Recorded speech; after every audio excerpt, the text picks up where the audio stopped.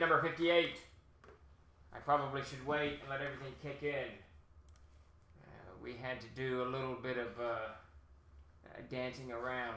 We have lost. How's it going, Commander Pete? We have lost Chuck for the day, and I had to hobble together some panels. So if you look carefully, you'll notice. Wait, I'll get my microphone a little closer. Let me know if this sounds any better. I was messing with Skype yesterday, and I might have rerouted my microphone or something. I don't know. This is all terribly confusing. Alright, that should be good. It's louder, but still robotic, you say. Alright, let me go to settings. See what I have done here. Audio. Well, it's got the right microphone on there. Yeah, it's not saying it's disabled or anything. And a lot of crackle. Alright, let me hit cancel there. Tim, are you about? I think that you are. Okay, Rhino, it sounds good to you. So Commander Pete's going to refresh and we'll see how this... Better now. Okay. Alright. It was just that gigantic transatlantic cable that they laid back in 1911. I don't know if they still use that. I'm sure they do. But what that 1911? When did they drop that giant cable beneath the Atlantic Ocean? It's a long time ago. Still amazes me that yeah, that's the one. It still amazes me that they were able to do that. I don't know why that amazes me. We've crawled all over every corner of this planet at this point. This planet is like, for our species, like our backyards, and you keep going into every nook and cranny of it. Over time, you'll eventually have explored everything. The wet string wasn't quite taut enough. I just needed to tighten it up a bit. There you go. And get the old get the old Dixie cups or whatever, red cups, whatever, to listen to one another. That'd be a long string across the oceans. How's it going, TM Samuel? How's it going, Rhino? All right, well, I think we're good and live. We've lost Chuck, like I said. He has taken ill after his long, exhausting week of moving furniture, and he's laid up. So, minus him, I took last week's panels and hobbled together this week's, and I see that I misspelled character there. That's true to form. It's good. It's good to know that I'm consistently misspelling things, even when I write and when I create panels. But there you go. And you'll notice that we've still got the imagery from last week's weapons of choice. Here's War of Arrows and a pile of weapons next to picking the character. Yeah, my spelling is missing him for sure. And we've been waiting. I've been waiting for Chuck to get back on deck. He's kind of got hands on a lot of our avenues for marketing, social media, what have you. And Tim and I have been sitting on this ironic video that I'm just going to start throwing it out there because I just like it. It entertains me greatly. And with that, of course, we've also are beginning to develop regular videos, the first of which will go up for the Player's Handbook. It should be ready tonight. Here I go yawning every day at 4 o'clock. I'll try to hold the mantle of Chuck, Tim. Yeah. Well, he'll be back on deck, and I know Tim's got his own mountain of goobly-goop that he is wrestling with between World Anvil and communications. And, man, we got to get some updates out on those Kickstarters. That is a certainty. We are way overdue, especially Memorial Tomb. Egypt, I got to get notifications out on that. Just trying to wrap up this little booklet, and it's like last week, Gaxmore consumed every minute. This week, Kaomar is consuming every minute. Yeah, I'm fixing to have to get a Dr. Pepper, that's for sure. It's been one of those days. I'm starting to clock in a little bit earlier because it's quieter, and there's no phones ringing, there's no anything. So I'm clocking in between 6:30 and 7, but I'm still going to bed at like 1 o'clock in the morning. So I'm only getting anywhere between 5 and 6 hours of sleep or something like that. I have gotten rehooked on the X-Files. Man, Commander, I forgot all about that 20th anniversary. Damn it.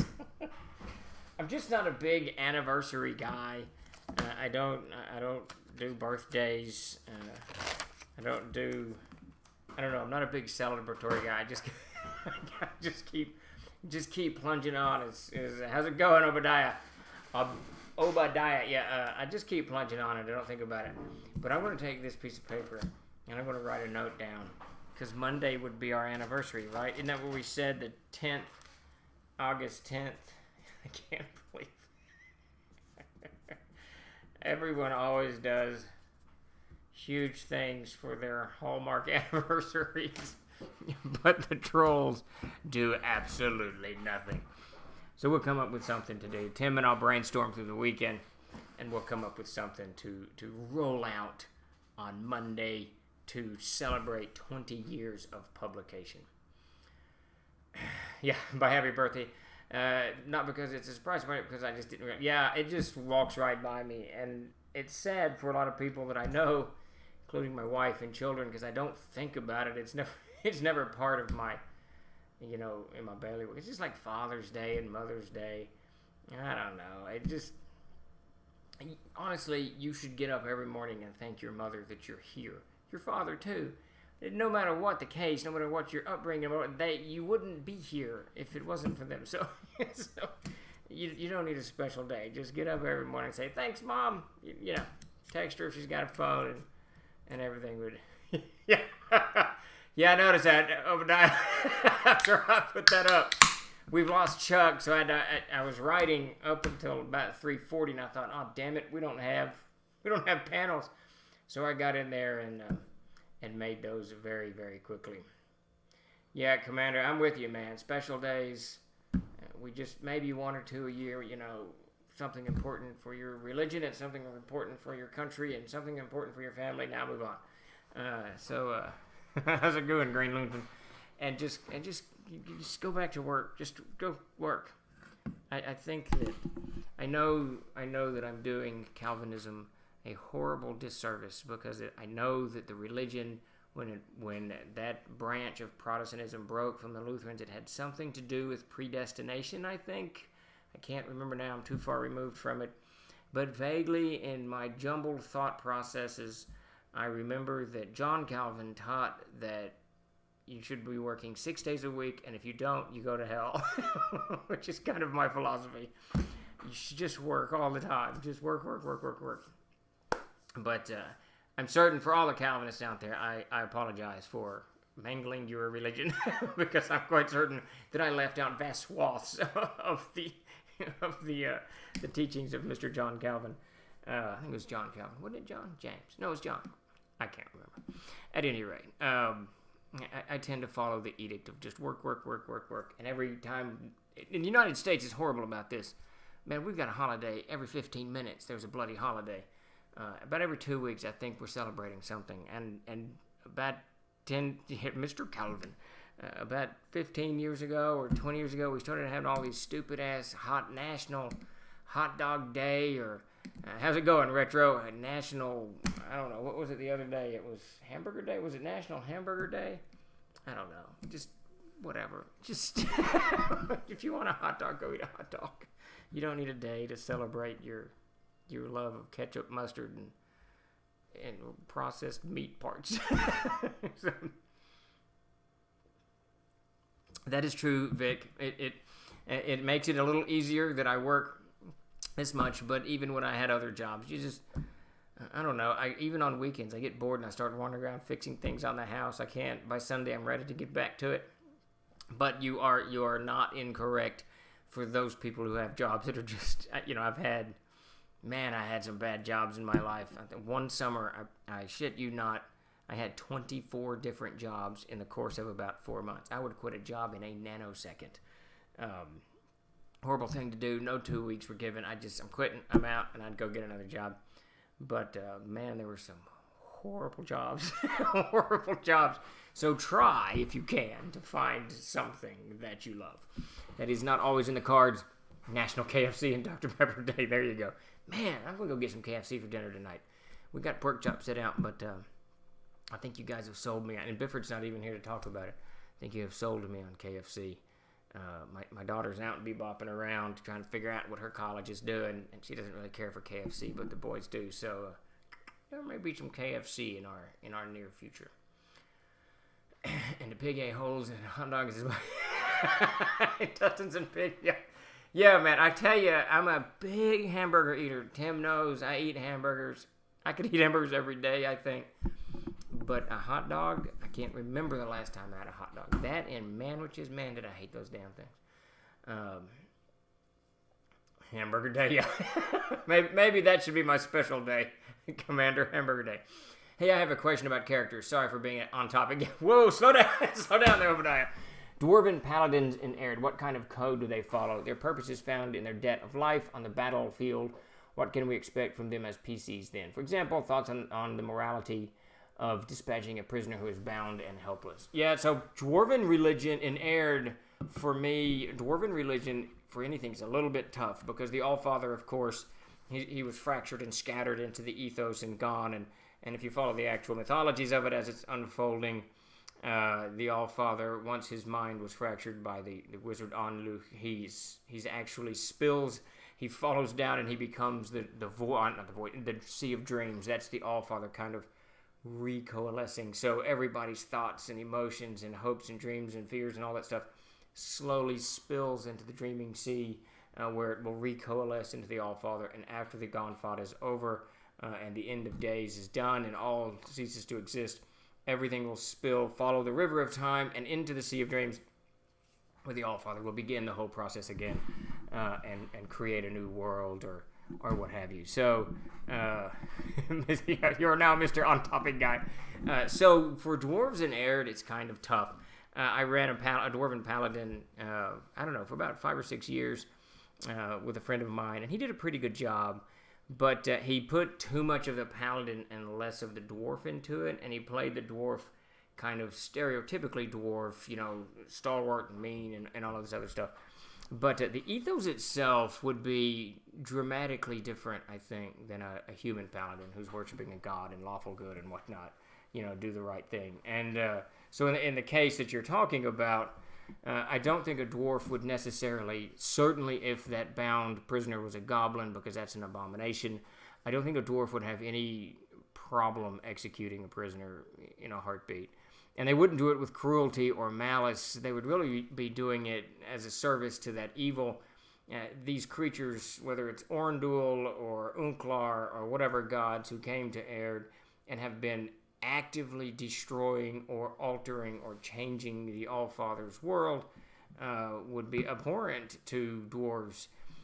So their debt of life would certainly be one of rectifying that, and if rectifying that is slaying those creatures, destroying that abomination, then that would certainly be part of it. I do not think in a Dwarven Paladin's milieu would be the terms mercy for the enemy, and they're not going to look at it like we do, certainly with our ethics and our Republican, not the party Republican, but Republican Judeo-Christian, ethos. The dwarves would look at it very, very differently. It's a tall order too, because how do they pray? How do they get their spells? If they're clerics, all of these things, it kind of gets jumbled around the dwarves.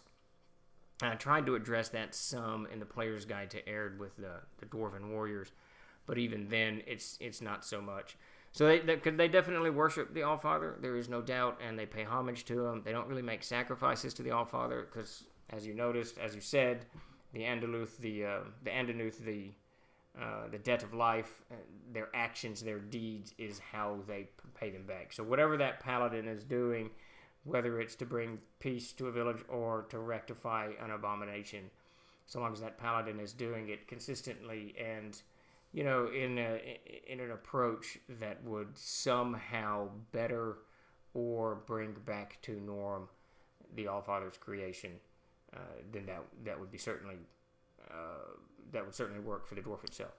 And in the big picture, of course, what's really cool about it is the dwarves misinterpret the Allfather's creation. The Allfather created all this stuff, and when the Valar Raccoon came to Erd and began altering and changing it, he responded to it in kind.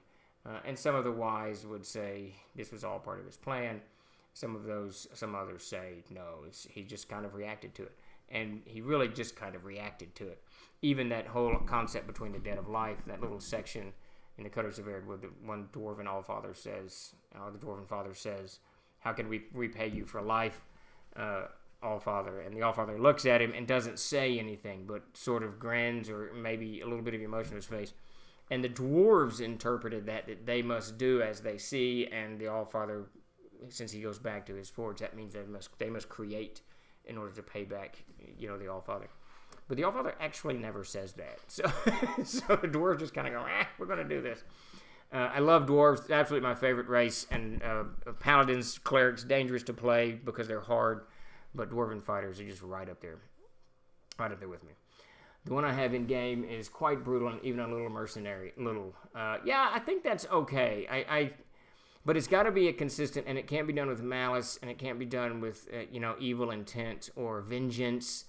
So if a dwarf is going to slay a goblin, it's not going to look at that goblin and think of all the crimes that the goblin has created or done. He's going to look at that goblin and think, okay, and now this is a paladin. Now a dwarf can certainly be evil, but the dwarven paladin is going to look at that goblin as an aberration that needs just cleansed. It's like a wart that needs, cleansed off and the wounds cauterized and all of that stuff. Now, executing a human that's, just done some evil deeds, that would be up to for you as the CK to call, but you're getting into a brutal zone there where you're no longer fixing the aberration, but you're actually marring the creation of the Allfather. And maybe that's a good way to judge it. If their action repairs something that the Allfather envisioned, or the dwarf thinks that the Allfather envisioned, as opposed to marring it, that's where the action goes. So it's not good versus evil, but it's repair versus mar, if that helps. I hope that helps. Paladins are a pain in the butt. People just keep forgetting to write it like they in the classes. They are tough to play. Paladins are very, very tough to play, and you get so many interpretations from the Ronin to the do-gooder, all of these things. It just gets tough, and they're tough to play with other party members. Really, they are. Justice shall be served with a side of goblin taters. There you go. Paladins sadly get played as a one-trick alignment pony. They too often do. They get played, that's the perfect way to put it, Wolfslayer. They're not given any dimension to their character, and they really should. They should have a greater dimension. They should have shades of gray, and they should have conflict. I don't know if any of you have watched the show Vikings, but there is, I can't remember the character's name, but in the later episodes in season 4, maybe 5, I don't know, there's a Christian bishop who's also a knight, or I don't know if he's a knight. He's a fighter, and his story arc is one of struggle and redemption. It's really a cool story arc as you see him. He's kind of a paladin. He's a great paladin, actually, as he struggles with what his role is in this extraordinarily violent world, even though he serves a church of peace. Very good stuff. I recommend the Vikings every time I open my mouth. Go watch the show. It's very, very good. Paladins don't have to be a stake in the mud. They live and serve as an example of how others may act. If others choose not to elevate themselves, that is for them to answer to the gods. That was my misreading of what Grendel said there. Yeah, no, that's right. I mean, I think giving depth to the paladin, it's hard, but it should definitely be done. Let's see. Paladin swift justice can be a very situational thing. Good, evil, justice, mercy. Yeah, there's all kinds of ways you can play it. I just really think that it's like you said, Grendel, people get kind of the wet blanket approach to paladins, and this is the way they are, and this is the way you're going to play them. And I don't think that's necessarily the way you should. Let's see, I missed something. Rector, you said something. All right, paladins as lawful stupid is a trope cliche that needs to go away and fast. No, I agree. They need to be given depth. Definitely go watch. Everyone who's vaguely interested, go watch that episode, the season of the Vikings. Good stuff. Good on it. All right, so we get this time. No, that's great, man. Absolutely. I love going off topic. It makes the conversation infinitely more interesting. And this week's GM's Tricks of the Trade actually came up. We've started a new game, a new CNC game, and we're in a different part of the world of Aaron, and everyone's kind of rolling characters. And we've got this really hackneyed party. It's on paper, it's really cool. There's an arcane thief And there's an archer, a fighter, a thief from the Adventurer's Backpack, and I'm missing character number 5. 1, 2, 3, 4, 5. What did I say? Anyways, whatever. So it's just this kind of odd amalgamation of characters that aren't going to be helpful in anything. They're going to be helpful in everything. And they found out last night that they have no fighters, really. The one fighter got killed, and everybody else is kind of hanging back. Well, the Seeker's the other one. The Seeker plunged in. So they have no cleric, they have no healing. It's very interesting, and it got me thinking about how to choose, how to get a good party. And I don't mean that this one is a bad party. They're adjusting. These guys, all of these people are very experienced, role players. They'll certainly make do. But when you're putting a party together, it sometimes helps to look at a bigger picture of what's going on, especially when you're making a character, and especially for keeping fun involved. And I'm going to use my game as an example frequently because I do so much overland, and this is a perfect example. No party member that I'm running in this new game is competent in the outdoors. They're all kind of fighting they can do, some city-oriented, but they've got nothing to help them weave through the wilds, and they paid for it last night for the first time, and it will come more and more. Hammond, the Bishop of Sherborne. That you're retro gamer, absolutely. Hammond, whatever, however you say it. Fantastic character, really cool, great fight sequences, and you just kind of get to follow his story, and it's not too heavy-handed or any of that stuff. Just definitely watch it. The Vikings is just a good show. Even when it irritates the living crap out of me because what they do with a character or something, it's still a story that is unique and different, and it has me riveted to the TV, which is good. Any suggestions for creating a traditional Cavalier, or would you modify the Knight class? I would definitely modify the Knight class. I always thought the Cavalier in AD&D was a little bit too much. So I would take the Knight class and modify it. Essentially, I guess a Cavalier is a horsebound knight. So I would definitely do that because I can't remember now what it was about the Cavalier. Couldn't they fight to -10? They could do something. They could do something beyond. It was odd and a few other things. But we took that concept and kind of rolled the idea into the knight, but we didn't give it its abilities. The knight's abilities are really built around the horse. A thief, and that was the last guy. Isn't important anyway. Chuck has been in that game a couple times, and he's playing a warrior priest, but he's missed like 2 of the 3 games, so I didn't even count the poor bastard in there. Did anybody see the new pop-up game in Kickstarter? It's a freaking game with pop-ups, like the books that used to have. Always get back to me, but now I'm thinking of a Troll Lord pop-up. That would be awesome. I don't know if he's finished with it, but we hired Jim Ward a few weeks ago to do our first pick a path book. We're going to do a very short one to begin with, but we're going to have a pick-a-path here pretty soon. Yeah, Green Lantern, he really was, and that's one reason I in my big game that we ran for years and years and years, one of the characters quit his regular ranger and became a Cavalier. Something weird is happening outside my house, and became a regular Cavalier, and it didn't fit, and it was overpowered. I don't know, it was too much. I would definitely. I like the Knight class. I've played a few Knights in Castles and Crusades, and it seems to be pretty, pretty calm, I guess. Not too over the top, any way or the other. Let's see. So the first thing. So back to Trades of the Trade. I keep wandering off down memory lane. So the first thing to keep in mind, I think, when you're making a character, and this is, of course, I'm kind of talking to players here, but certainly GMs can pass this stuff on to their players as they're putting something together.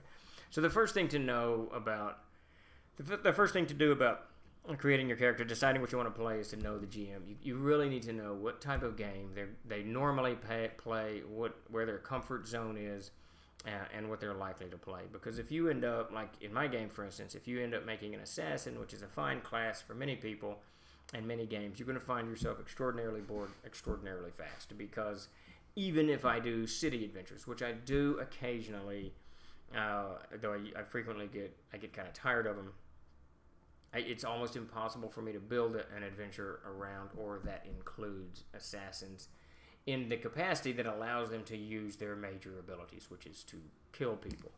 Just to stalk and kill people. And part of that's the way my brain thinks. I'm really kind of a heroic gamer. I want players to kind of have the heroic approach to things, Aragorn, Conan, Tarzan, pick your pleasure, but that's kind of the way I look at things, and I bring that to the table. So when I'm gaming, playing an assassin, it's just not, you're going to get bored very fast. So the key to trick of the trade number one is to know your GM, to know what type of game they're going to normally play, and that's very important because even if, like I do frequently, and many of my comrades, many of my players, when they're running games, do frequently, they want to do something different. I want to do something different. Right now, I want to do plains adventures, but I know in the back of my head, and I guarantee half of my players know, I'm going to try and try and try, and I'm going to fail. They're going to end up back on terra firma with dirt under their feet on the world of Erd, fighting whatever monsters it is, or at this point at high level, the magic that's in front of them. So if you know that, because that's my comfort zone, that's what I enjoy the most, that's the way I can tell the best stories. So I'm going to end up back there. Know where your GM's comfort zone is so that you can plan for in the future. Even if they do something out of it, there's a good chance that you're going to end up right back where you started or where they tried to get away from. So definitely just know the GM's comfort zone. Thank you for the follow, CS Larens X20. Speaking of which, I didn't even introduce. I'm Stephen Chenault. I'm the CEO and general manager of Troll Lord Games. Been doing this mess for a good 20 years and gaming for, I don't want to say it, but I think close to 40 years. Is that right? Oh my God. 30 years. We'll go with 30. I started when I was about 10. I'm 50-something, 53. I don't know. 40-something. For 30-something years? I don't know. For a long time. Is it 40 years? It's 43 years. Oh my God. Is that right? 43, 53. I think I'm 53. I might be 52. I don't know. But it is. And we're talking about GM's tricks of the trade, just kind of things that come up in games and ways to make things run a little bit smoother. And as always, if you have any comments, questions, or whatever, 43 years. If you have any comments, questions, whatever it is, please put them up here in the feed, and we'll digest them. And I appreciate anything you guys throw out, because many of you have been running games for a long time, or minimally sitting in games, and it frequently, I'll read something here, we'll discuss it, and it goes right into my game. Oh, that's a great idea. I'm going to do that. So definitely dive in, and let's hear from everybody. The mind is the first thing to go. Yeah, math is not my strong suit. And I can't, we talked about I don't celebrate stuff very often, and birthdays is one of them, so I can never keep track of what. The only time it causes me problems is when I try to remember my wife's birthday and try to remember her age, and what did I got her age wrong one year. I put 30, she was 30-something. And I got the wrong numbers. I don't know. And so I just switched it. So it turned out that I put 14 or whatever. I don't know. It's just a mess. She was not amused. She actually later thought it was quite funny. But I can't remember what I did. But it was 20. I don't know, whatever it was. But so I just quit. I just don't do it. If you're going to utterly fail, just don't do it. Just don't do it. So, yeah, at any rate, so know your GM. The only time I've seen Assassins work is in solo or duo games. I could see a solo game with Assassins. Yeah, I could see you doing that. That would be kind of cool. I don't like running solo games, but that would be much easier to do it. Duo maybe too, like a Fafhrd Grey Mouser type thing. But just the concept of the class itself kind of sets me off a little bit. It shouldn't, but it does. Todd, who's been sitting at my table since 80 whatever, he swears up and down that he could play an assassin that I would love. Maybe. I don't know. I'm not going to give him the opportunity. He's playing a thief right now. When booking our honeymoon, I had to ring my wife to ask her date of birth. Yeah, that's the thing. There's just so many numbers, man. It's just so many numbers. I can't keep up. And it really isn't that important. I appreciate my wife. I try to appreciate her every day. I don't need a separate day for that.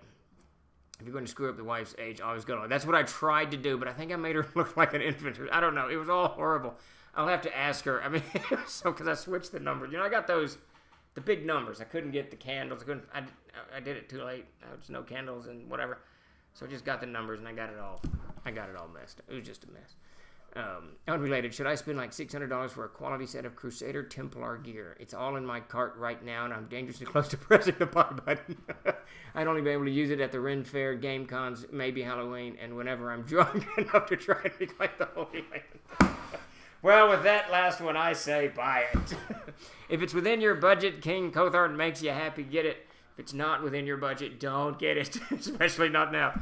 But yeah, man, I'm all over it. If it makes you happy, and that Crusader gear looks cool. Let's face it, when the Hospitallers and Templars and all those folks went on crusade, as brutal and as horrible as it was, they looked pretty badass. So yeah, you know, you better ask the wife on that. If you're married, you better ask her. She might not appreciate that.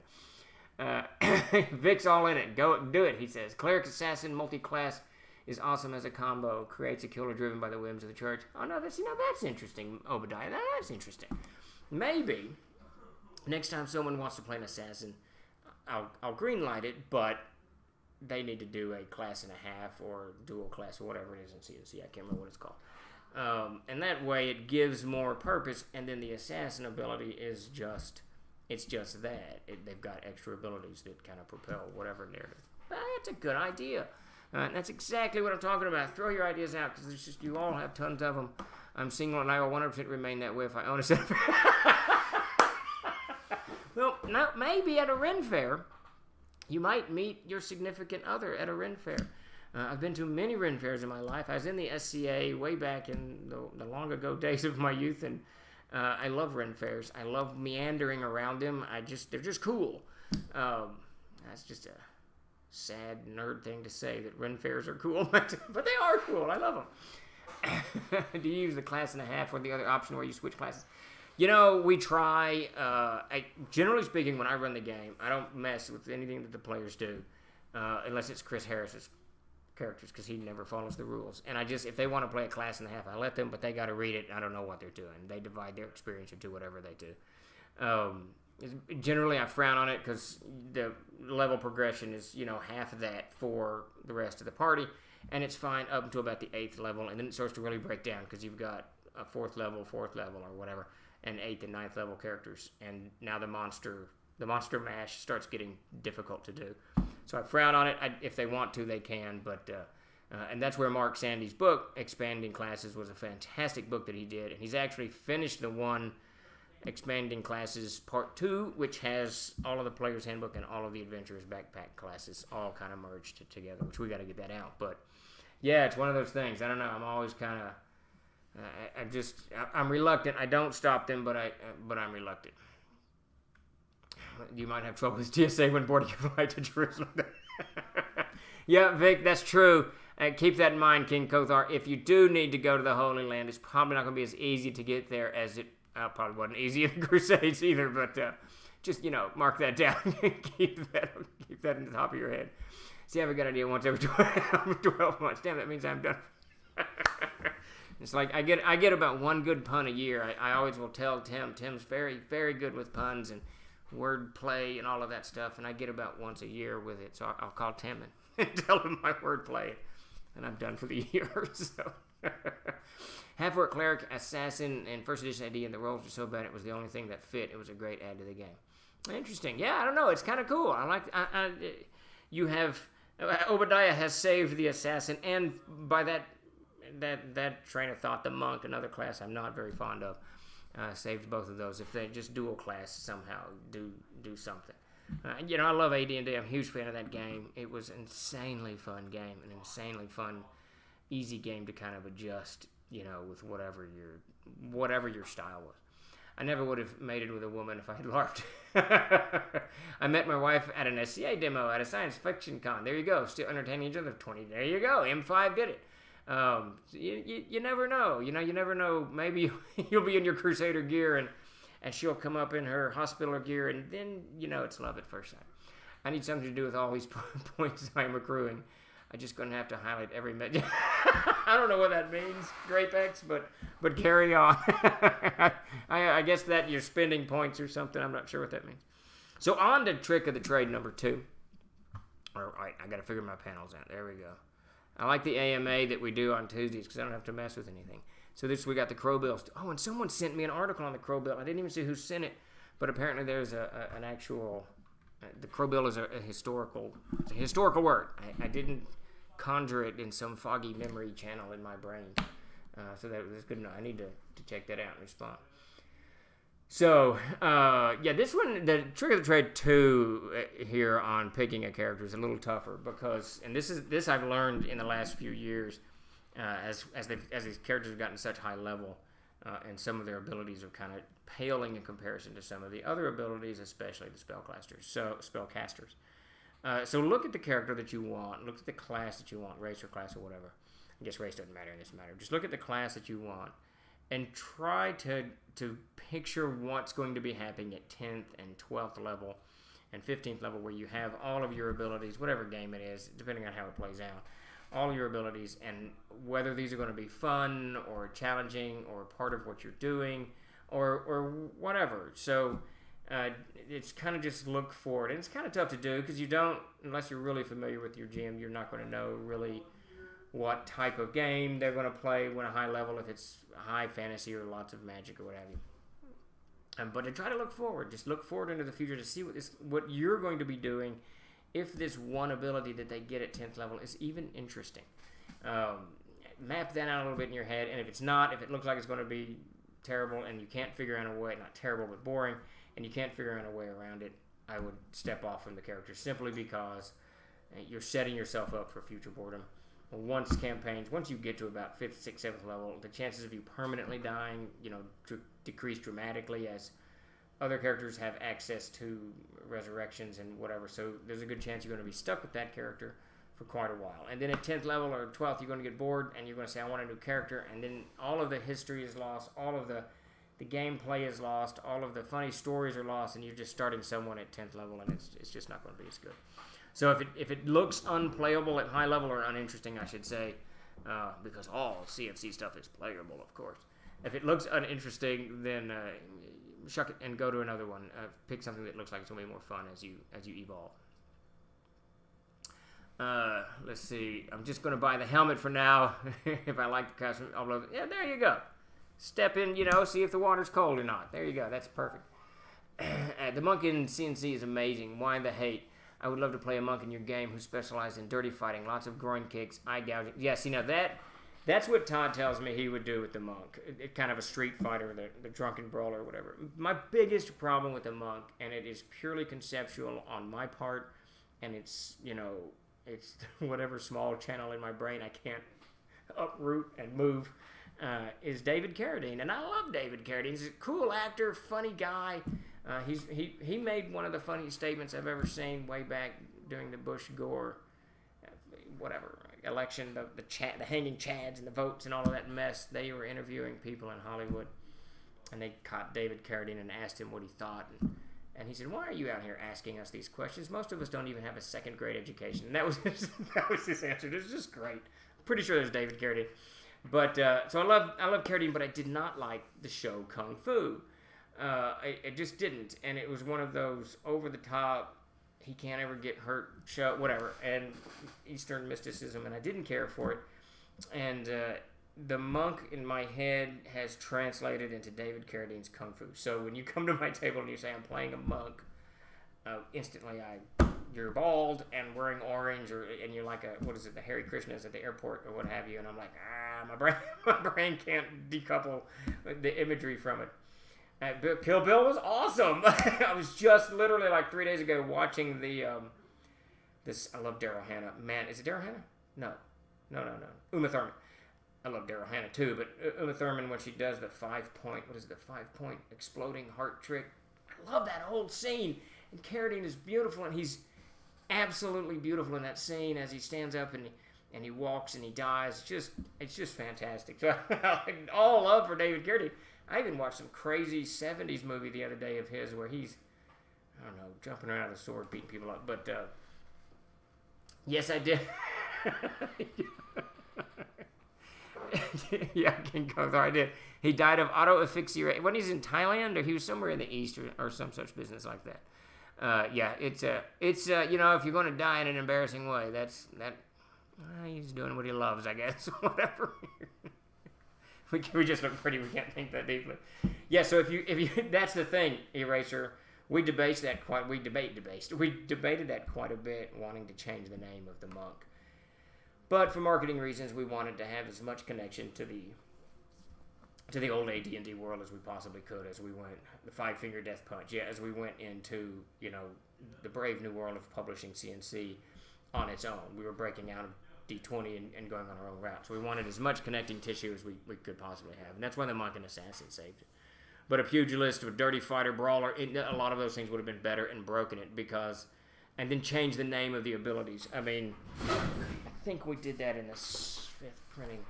But even the abilities, aren't they still kind of, there's something, I can never get pages to turn. Here we are. Iron Fist, Feign Death, Fast. No, we changed them. So we got rid of the original stuff and tried to kind of change the language a little bit. And Peter's art here doesn't have anything to do with Kung Fu. So we've tried. I certainly don't ban them, and anyone who plays them, I welcome it. But if we do ever get the joy of sitting down, play one, and let's just lie to me. Just don't let me know what's going on. That way, Jones, you'll know. Just it's a fighter that specializes. It's called the Monk the Fighter and the Fighter the Warrior, and that way the familiar name will still appear in the base game. Yeah, that's what, we did. We had a lot of those conversations, but at this point, nothing will change. I've become such a stickler to the PH staying the way it is. Though I was looking at it this very morning. We're doing some enhanced marketing on Amazon and our own stores. So I was pulling some images out. I think for the 8th printing, we're going to get new class pictures for everything. I think that's what we're going to do. I'm going to talk to Peter about that tomorrow, and we're just going to do completely new pictures. I like the idea. Anyways, I think, how's it going, Jay Watt? Man, I have completely off topic. I've off topic us almost to the end of GM Tricks of the Trade. Okay, so let me get on to number 3. So dress right dress. You see a little bit of my army terminology coming in. So on the 3rd trick of the trade and picking your character, it's just, and I don't think this should be a rule where pitter patter, let's get out of here. And Letterkenny. See, now you're going to get me off on Letterkenny. I love that show.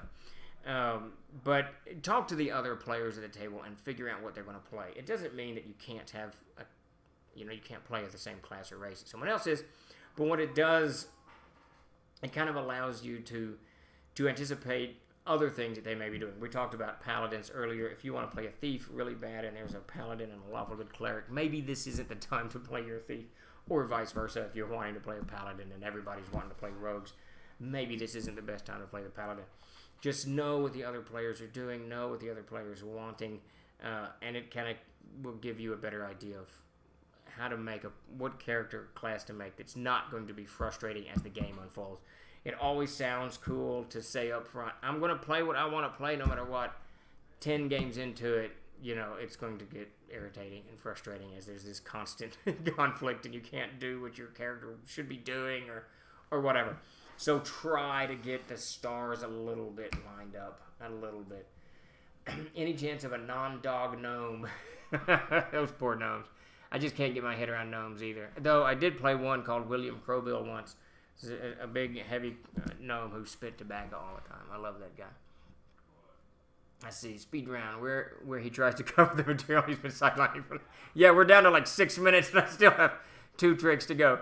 The problem, though, is that when everyone first reads the class list, they hear a monk and think Franciscan monk. Yep, the Eastern folkloric flair is out.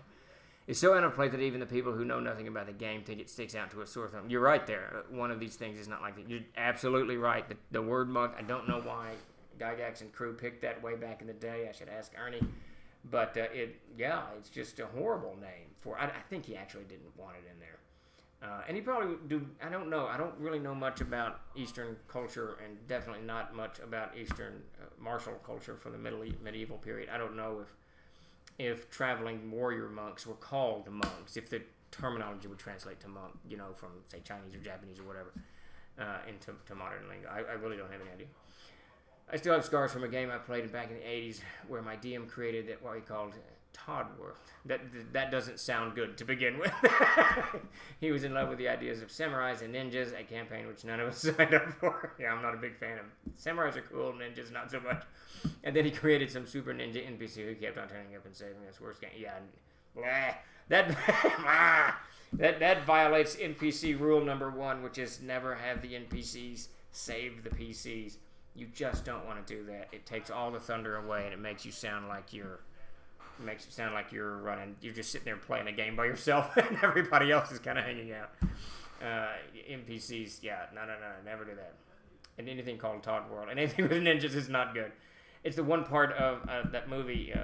Tom Cruise was in it, The Last Samurai. Love that movie, fantastic movie. But that scene that's got all the ninjas jumping on, I didn't care for it so much. Not so much. The monk came about from one of the Bloom brothers was into martial arts or martial arts movies. Yeah, there you go. Todd World. Yeah, those martial arts movies, they're kind of cool in context. You know, I've watched a few. Todd Gray, a friend of mine, sits at my table since the 80s. He loves those things. And if you watch them in context, they're very, very cool.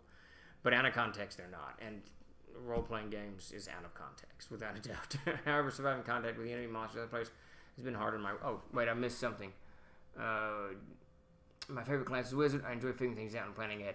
Wizards are fun. I can't play them for crap. I get killed all the time. I'll play them for a couple of levels like a wizard, then I get killed because I attack things. But Matt Golden and Chris Harris, who both play at my table all the time, fantastic. Just fantastic wizards. Really cool. And you're right. You do got to kind of map out where you're going.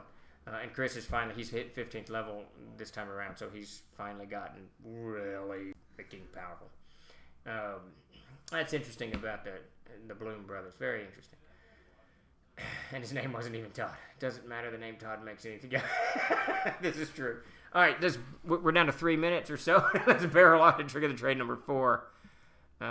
Know the parts. What was I babbling about? I hate it when I make titles that don't have anything to do with what. Oh yeah, so the particulars is what this should have been. That's right. It's know the particulars in the thing. So on this one, it's kind of tricky. A lot of GMs see races and demi-humans and humanoids and humans and whatever crap differently, and it's good to get an idea of this up front. If they picture dwarves are all X, then it's good to know that, so that you, one, don't play a dwarf that doesn't fit the way they're playing and later suffer for it, or two, end up playing something you really don't want to play. Because if, and I'll use Arid as the example, there's the whole wing of elves, the Fontenoche, who are extremely warlike elves. They're not necessarily violent elves, but they're very warlike. They go to war constantly. They fight constantly. And if you're wanting to play an elf, say, from the ElfQuest books, which are fantastic magazines back, I think they're still running. I think. ElfQuest. If you haven't read ElfQuest, it's really cool magazines that date back, I think the early 70s, early 80s. I don't know, some crap. But I've got a ton of them around here somewhere. But they're small. They're short elves, right? They're smaller elves, friendlier. They use bows. They're not as violent, this type of stuff. So if you come into Arid and you want to play that, and you end up, this is the type of elf that you have to play, to fit the setting. Of course, I'm never that stringent, but if your GM is, then you're going to end up playing something that you absolutely didn't want to play. So know the particulars that your GM has about whatever race and whatever class and whatever, my particulars on Assassin. Understand up front, not fond of the class. If you're going to play one, it's going to be a hard slog until you've convinced me that it's, it's a badass integral part of the game. So definitely know the particulars of the GM. Let's see. Sorry, you can now call me Mr. Off Topic. Yeah, there you go. I like playing just about every class except Fighter and Paladin because, for me, Fighters would just stand here, hit that. Yeah, Fighter's my favorite class. I don't do a lot of problem solving that doesn't involve violence, so I like the idea of it. I don't get to play often, though. I will say that I'm mostly running games, but Fighters is my favorite. I've tried to play Paladins, and it's tough for me to curb my lust for cleaving the skull with sparing the enemy or whatever particular morality that you're buying into. They come out with new ElfQuest every few years now. I think DC put out the most recent miniseries. That's cool, Barry Kingdom. I mean, it's some good stuff. I haven't read it in years and years and years. Davis used to collect it, and it's magazine size, what we have. I don't think, it may have come out as a comic book. But the art's really cool, the characterization's really cool, and it's just different. It's just different, and it's just good. It's just good classic fantasy stuff. If you get a chance to check out some ElfQuest, definitely do so. We have a fighter in my current campaign that is more a charismatic duelist, creating a new challenge for me. Now that's cool. That gives it something different. That's them thinking out of the box. That's someone taking a class. And this is the nice thing about a lot of these games. If you do this, you can take that class and their abilities are X, Y, Z. And that's why, like in Trick 2, where you should look to the future, that just because it doesn't look like you're going to enjoy it, doesn't mean that you can't enjoy it. If you do something like Obadiah there is talking about, you can actually add a lot of depth to a character that makes them fun to play, that doesn't involve the skills and the abilities, especially in a game like Castles and Crusades that allows you to do so many different things without being skilled per se. I mean, you don't have to have the written down skill. You can swim a river if you can roll the d20 to see if you get across it. So yeah, that's just cool. That's just badass. It grinds my gears when players don't know their characters. Yeah, we got a few of those, 42. We got a few of those. But I don't pay much attention to it, and Chris changes them all the time. But, yeah, they really need to know what their characters can do. Let's see, they remind me of the elves from the animated Hobbit movie. You know what they remind me of? Very weird, almost Frog-like. There's a series, and man, I cannot believe I can't remember the title of this. I might have it here. There is a series of 3 magazine series that came out in the 70s, maybe 80s. Weird World. I think it's Weird World. It was a Marvel production, I think. And there's these 2 elven characters and this kind of goblin-esque character, the City of Seven Dark Delights. And they have to adventure to some kind of, I don't know, there was some kind of wizard that pulled something down. I think it was Weird World. Just saw your Trollord pick in the monster section of the DCC RPG that I finally got around to reading from cover to cover. Well, I'm glad it's a good likeness. I hadn't seen that in forever and a day. I love Joe. I was just talking to Joe Goodman today. Absolutely love Joe and everything DCC. Those guys are fantastic over there. Absolutely fantastic. Let's see. ElfQuest was 20 magazine-sized issues starting in the mid-'70s. Wow, it's that long ago. They've continued the story of theirs. That is awesome. Is it Weird World? Shit, let me hop onto Bing real quick. I think it's Weird World. Because if you haven't seen... Man, you guys get me going off into World Marvel. No, maybe... Shit. Yeah, that's gotta be it. Okay, so this has it as a... It's definitely Weird World. It's got it as a comic book. I purchased it, or Davis did, as a magazine series. Well, crap. But they got 38 issues of a comic book here. Anyways. Let's see. I'm going to click that. Tim's on it. See, that's the comic book, Tim. I'm not sure what... Yeah, well, they still use it in the Marvel comics sometimes. There was a 3-series... I'm going to click that. Should have... Premier Comics, blah, blah, blah, blah, blah, blah, Marvel, blah, blah, Epic Illustrated. That sounds about right. Shit. I don't know. I'm going to have to track that down. I bought that, one of the very few things. I don't collect much these days, but I actually scooped that off long ago. Yes, I use Bing all the time. I never use Google. Always Bing. Back to the topic on elves. What, does no one use Bing? I love Bing. Let's see, what was I doing? We were doing Tricks of the Trade or some craziness. I don't know what's going on. I don't even know what's going on anymore. All right, did I get through 4 particulars? Yes, I staggered through 4.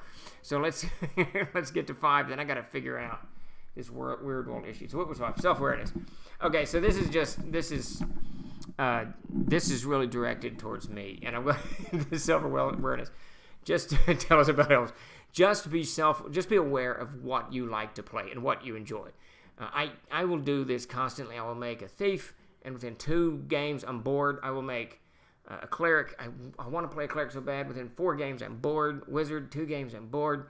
I just need to play something that can swing, hit, and bloody my enemy. I know it when I roll that illusionist up that I'm not going to play this illusionist for a couple of games. I do it anyway, so just be aware when you're making your character what you enjoy the most. And if you're new to the game, then obviously you're going to have to experiment and figure that out. But even looking at the descriptions of the various classes, you probably can tell, you know what, some of them are built for figuring stuff out, some of them are not. So just be self-aware.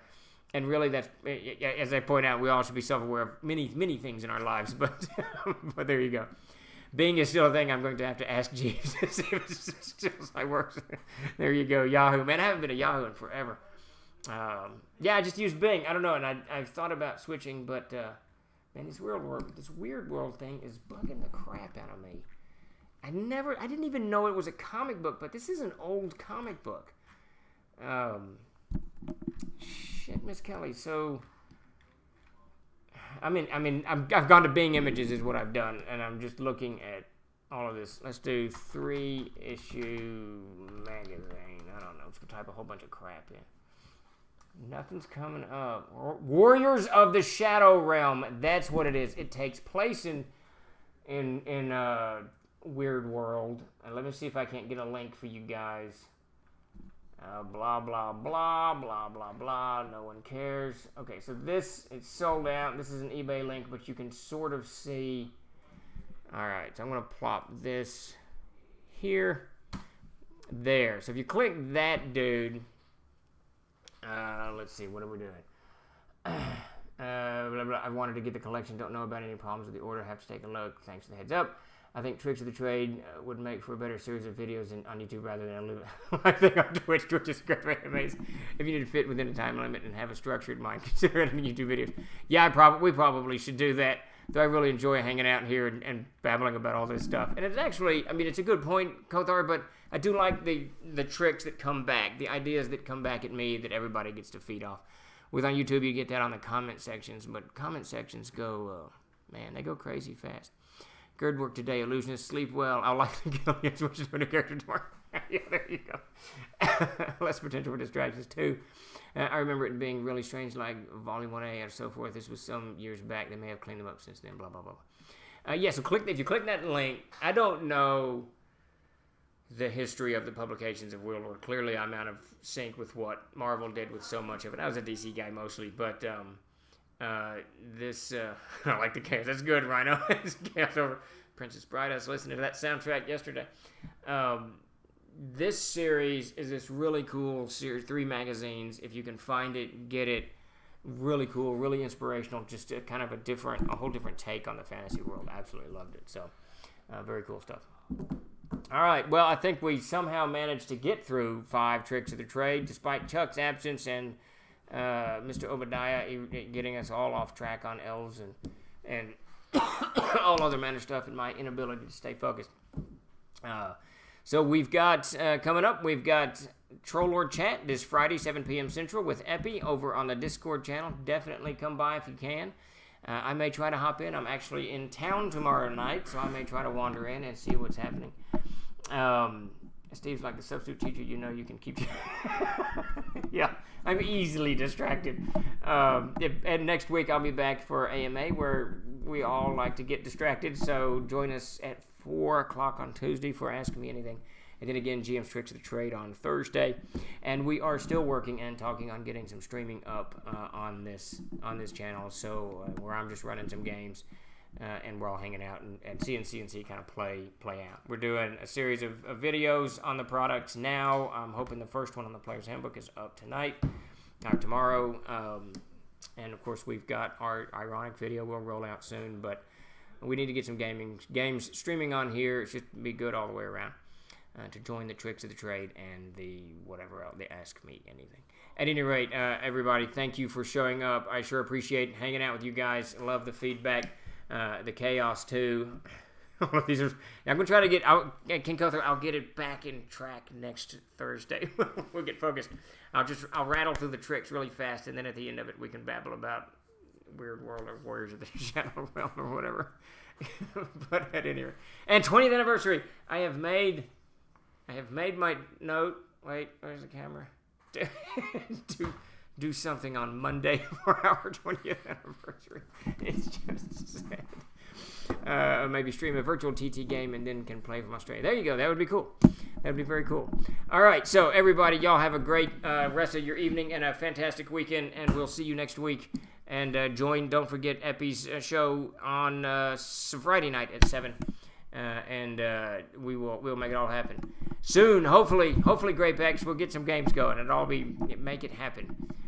Chuck, Tim, me, everybody does. I'll make a Facebook post group and get in front of you. That'd be great. Yeah, we need to get stuff up here playing Castles and Crusades, Amazing Adventures, and Victorious to let everything happen. All right, you all have a great evening. Have a good weekend, and stay safe out there in this topsy-turvy world. I'm trying to find the stop button now. There we go. All right, take it easy, everybody.